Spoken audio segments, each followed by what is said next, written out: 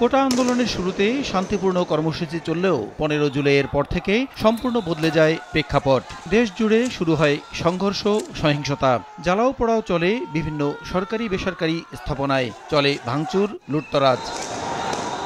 রাজধানীর যাত্রাবাড়ি, বাড্ডা, মোহাম্মদপুর, মিরপুর সায়েন্স ল্যাবে চলে ব্যাপক সংঘর্ষ।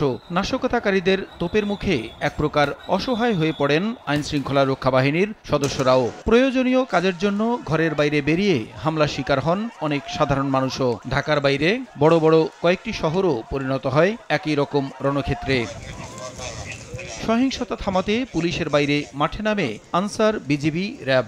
এক পর্যায়ে দেশব্যাপী কারফিউ জারি করে মাঠে নামাতে হয় সেনাবাহিনীকেও। প্রায় 7 দিন ধরে চলা ওই সহিংসতায় হতাহত হন অনেকেই। তবে সহিংসতার শুরু থেকেই মৃত্যুর সংখ্যা নিয়ে ছড়ানো হয় গুজব।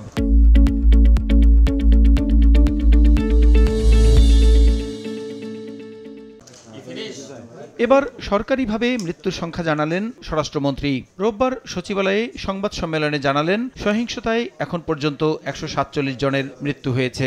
মৃত্যুর সংখ্যা নিয়ে গুজবে কান্না দেওয়ার আহ্বান জানান তিনি। সাম্প্রতিক সহিংসতায় এখন পর্যন্ত 136 আমাদের কাছে ছিল।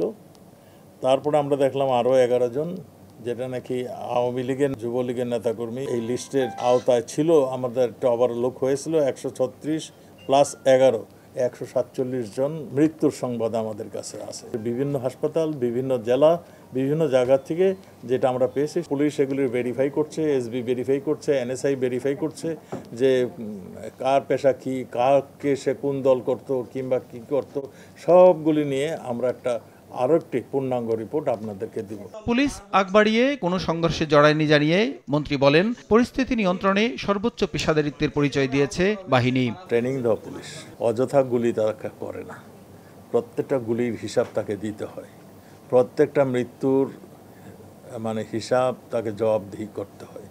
কাজেই পুলিশ অযথা গুলি করেছে, শিশুকে মেরে ফেলছে, এইগুলি সম্পূর্ণই গুজব, অপপ্রচারণা। কোটা সমন্বয়কারীদের নিরাপত্তার জন্যই হেফাজতে নেওয়া হয়েছে জানিয়ে স্বরাষ্ট্রমন্ত্রী বলেন, ঝুঁকিমুক্ত মনে করা হলেই ছেড়ে দেওয়া হবে সমন্বয়কারীদের। তারা নিজেরাই বলতেছিল যে তারা রিস্কে রয়েছে, সেই জন্যই তাদেরকে আমরা নিরাপত্তার জন্যই তাদেরকে নিয়েছি। সামাজিক যোগাযোগ মাধ্যমে গুজব ছড়ানো বন্ধে গণমাধ্যমকে ভূমিকা রাখার আহ্বান জানান মন্ত্রী। গুজবগুলি যখনই দেখবেন, সত্য জিনিসটা আপনারা প্রচার করে। প্রসূন আশিস, সময় সংবাদ, ঢাকা।